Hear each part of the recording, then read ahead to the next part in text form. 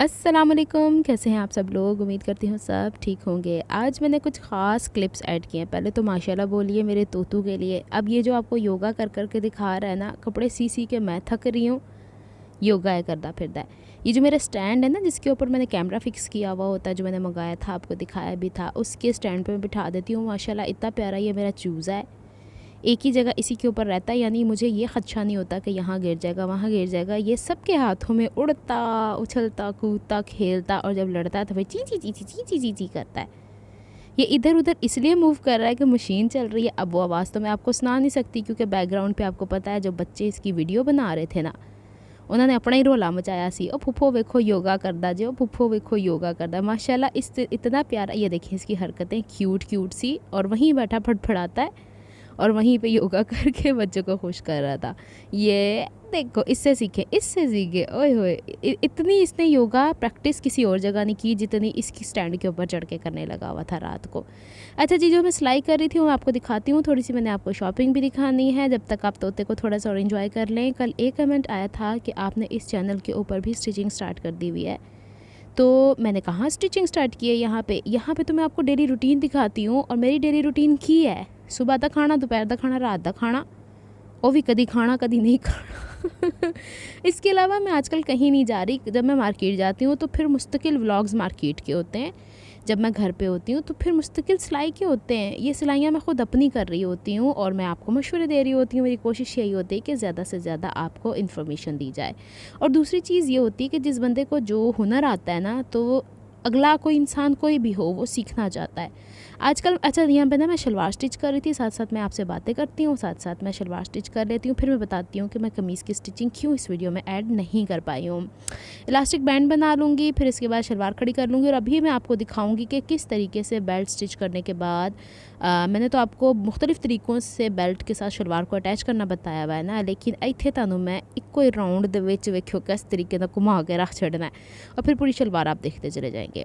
अच्छा जी, बात यह है कि माशाल्लाह माशाल्लाह हमारे जो कितने सारे यूट्यूबर्स हैं, और हर कोई अपने हिसाब से बहुत ज़्यादा अपनी एफ़र्ट्स दे रहा है, आपको सिखा रहा है। एक वो ज़माना होता था कि जिसके अंदर आप लोगों ने या मेरे जैसी बंदी ने बाहर जाके बहुत सीखा है। मसला ये होता है कि सीखने की कोई वो नहीं होती, लेकिन जो हमारा सफ़र होता है ना, वो सानू एडा को थका टुटा देता है ना, जिसकी कोई हद नहीं होती।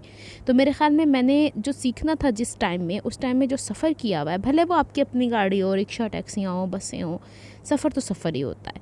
अच्छा, बहरहाल अब जो आपको आपके घर के अंदर वीडियोस फराहम की जा रही हैं, किसी भी तौर से देखें, वो किसी इंसान का अगर कमाई का ज़रिया है ना, तो आपको सिखाने का भी ज़रिया है। मैं अपनी नहीं बात कर रही, हर उस इंसान की बात कर रही हूँ जो कुछ सिखा रहा है आपको, जिससे आप अपने इंटरेस्ट के मुताबिक, अपने फ़ायदे के मुताबिक सीख रहे हैं। आज के इंस्टीट्यूट्स में मैं देखती हूँ कि मैं सर्च करती हूँ कि कौन सा इंस्टीट्यूट ऐसा है जिससे हम टैक्सटाइल डिज़ाइनिंग कर सकते हैं, या ओदियाँ फीसां एडियाँ को पारी ने ना हुण इस वक्त आके। मैं उनके ख़िलाफ़ नहीं हूँ, अगर आप अफोर्ड कर सकते हैं। वो एक डिप्लोमा कोर्सेज़ होते हैं, उसकी बेस पे आपको सर्टिफिकेट्स मिलते हैं, सर्टिफिकेट्स की बेस पे आपको जॉब मिलती है। लेकिन बहुत सारे बंदे जो होते हैं ना, वो उनके शहरों में ये फैसिलिटी अवेलेबल नहीं होती, तो जे फैसिलिटी अवेलेबल होंदी है तो फिर उस बंदे दे कोई इन्ने पैसे नहीं होंदे, तो जे पैसे होंदे ने तो फिर कोई होर मसला निकल आंदा मेरे वर्गी दा। जैसे कि मुझे कल एक कमेंट आया था ड्रेसिंग मेनिया पे कि आप कोशिश करें कि अपनी लाइट सिस्टम अच्छी करें, अपना कैमरा अच्छा करें। तो अल्लाह के बंदो, मैंने 1 साल हो गया है आपसे, तकरीबन जनवरी से मैंने स्टार्ट किया आपको दिखाना कि मेरी मशीन ये वो। मैंने 1-1.5 साल में अल्हम्दुलिल्लाह अपना स्टिचिंग पैटर्न इतना चेंज किया है। तो एक वक्त में इंसान एक तरफ फोकस कर सकता है। पहले मैं अपनी स्टिचिंग की चीज़ें तो पूरी कर लूँ। मैं वो इंसानों को, हालांकि मेरी ये मशीन मेरी सिस्टर ने मुझे गिफ्ट किया है, मैं बारहा आप लोगों को बता चुकी हूँ। मैं वो इंसान हूँ जो दूसरों पे डिपेंडेंट नहीं होना चाहता। मैं कहती हूँ मैं ख़ुद कमाऊँ, अपने ऊपर ख़ुद खर्च करूँ, या मतलब यही होता है ना, हर इंसान का सेल्फ़ डिपेंडेंसी यही चीज़ होती है, और इसी का अपना ही एक मज़ा होता है। तो जब मेरे वालिद हयात थे, अल्लाह मियां ने जन्नत नसीब करे, मैंने उनसे भी, जब से मैंने जॉब करनी शुरू किया, आई रिमेंबर, मैंने उनसे भी किसी भी मामले में अपने खर्चे करती थी, उनसे नहीं लिया करती थी। मेरा नहीं दिल चाहता था। उन्होंने बहुत कर दिया, मुझे पढ़ा दिया, लिखा दिया, तरबियत कर दी, तालीम दे दी, शऊर दे दिया, कॉन्फिडेंस दे दिया, एक अच्छी ज़िंदगी दे दी। तो और मैं उनसे क्या तवक्को रखती कि पैसा पैसा पैसा। तो बात यह है कि अब इंशाल्लाह अल्लाह ताला ने जब मुझे इस काबिल बना दिया ना, तो अल्लाह ताला ने मुझे इस काबिल भी बना देना है कि मैं कोई अच्छा कैमरा ले लूँगी, कोई मतलब अच्छा सेटअप कर लूँगी। असल में मेरा जो ये रूम है ना, इसी अम्मी भी होती है ना यहाँ पे, जो बहनें मेरे साथ शुरू से अटैच्ड हैं उनको पता है। तो जो भी मेहमान आता जाता है तो फिर उसने हत्थे बैठना होता है, तो मैं इतने सेटअप कर नहीं पाती। अक्सर बहनों को ये बातें नहीं पता है, लेकिन ये वो बातें जो मुझे आपको बतानी अहमियत रखती हैं, ताकि आप लोगों को पता चले कि ये नहीं है कि सिर्फ पैसा ही सब वैल्यू रखता है। ये भी चीज़ होती है कि मेरे पास क्या सेटअप करने के लिए गुंजाइश जगह है। और ਜਦੋਂ आके सारे बंदियां ने इत्थे बहना, खलोना, उठना, जो भी मेहमान आते हैं, इवन के पूरा रमज़ान मेरे कमरे में अफ्तारियाँ होती रही बच्चों समेत, मैं आपको दिखाती रही हूँ।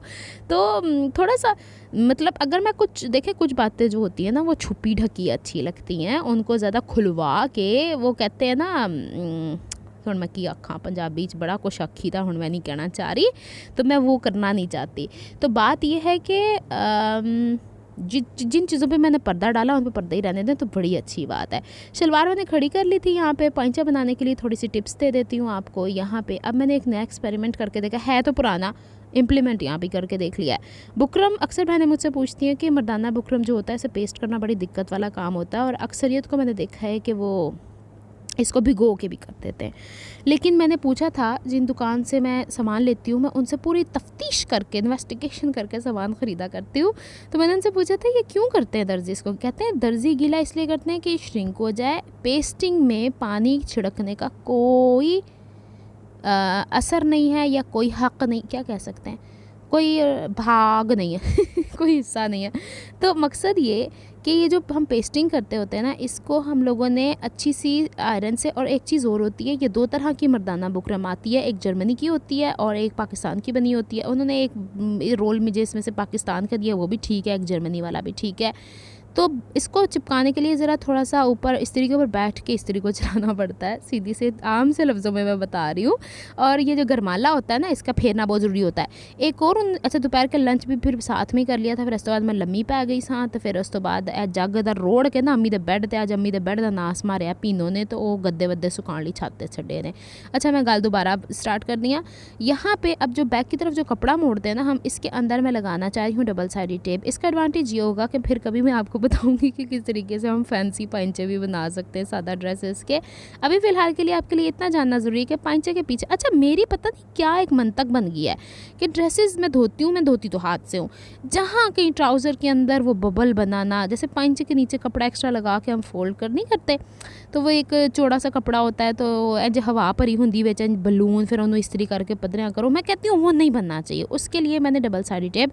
और जो बहनें कहती हैं ना नहीं मिलती डबल साइडेड टेप, बड़ी बात है, द्रास के अंदर चेक करें, IBS फैक्ट्री के नाम से एक शॉप है और द्रास के अंदर ही वो बेच रहे हैं ना 350 तक की रेंज में, तो क्यों नहीं आप लोगों को वहाँ से मिलती।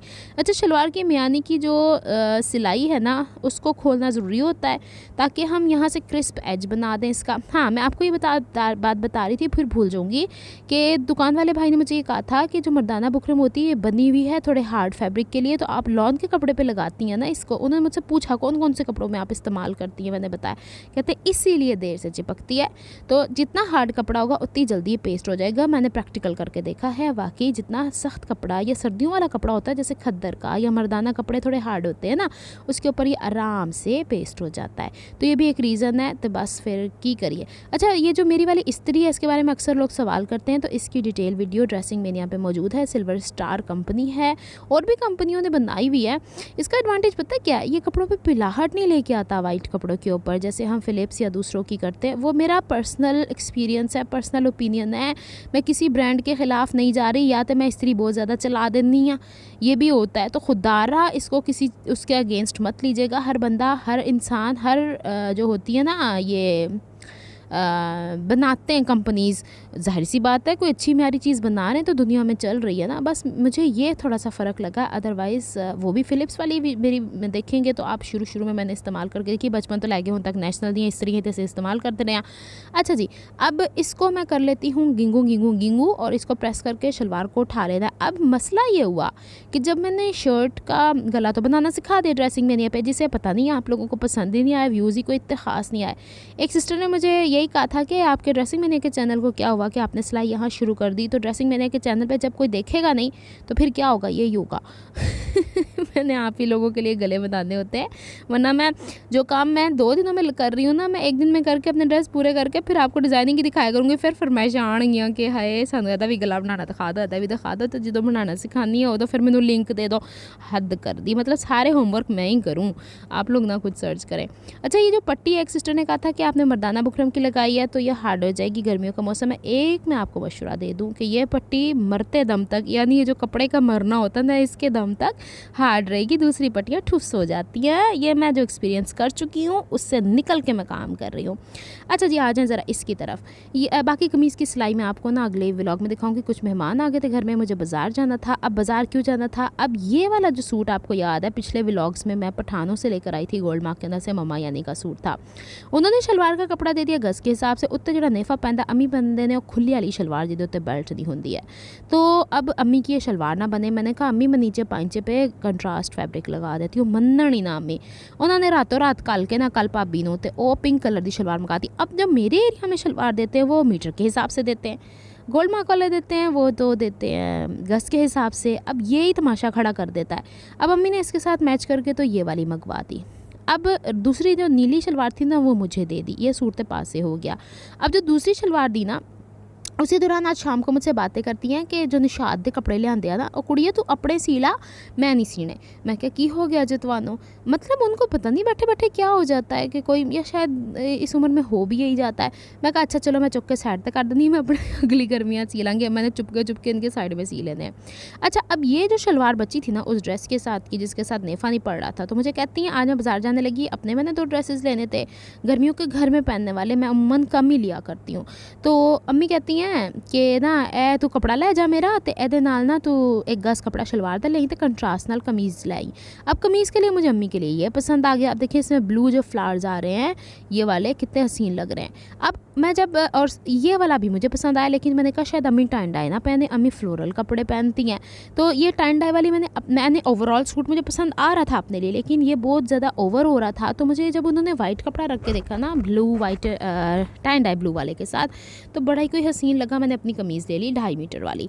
अब ये जो येलो वाला कपड़ा है ना, ये 1.5 गज़ नहीं सॉरी 2.5 गज़ एक है, 1.5 गज़ एक है, तो इनके पास खुला ही कपड़ा था। और वैसे भी दुकान वाले भाई कहते हैं अगर आपको कुछ पसंद आए तो तुसी वटा सकते हो, आके दोबारा कोई एक्सचेंज करवा लो, कपड़े की क्वालिटी ख़राब है आके दसो, तानू असी उहदे बदले दूसरा कपड़ा दांगे। कौन करता है आज के दौर में, लेकिन ये करते हैं।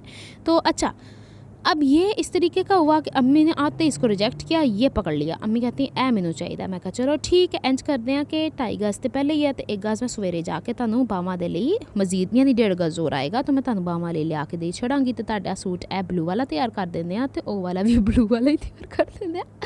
ये कहानी हुई है मेरे साथ। देखिए ना, अम्मी इतनी मेरी कोई परेड करवाती हैं ना सूट। मेरी अम्मी को ना एक दफ़ा में कभी कोई सूट पसंद नहीं आते, इनकी शुरू से याद आता। जब से मेरे हिस्से में आए ना इनके कपड़े सिलाई करना, तो मेरी मम्मा जानी ऐसे ही करती है। मेरी बड़ी बहनों के साथ भी ऐसे ही करती होंगी, मुझे नहीं पता, तब मैं छोटी होती थी। अच्छा जी, अब वो येलो वाला सूट जो है ना मुझे तो पसंद नहीं आया। क्यों नहीं आया, अब दे बताती हूँ क्यों नहीं आया।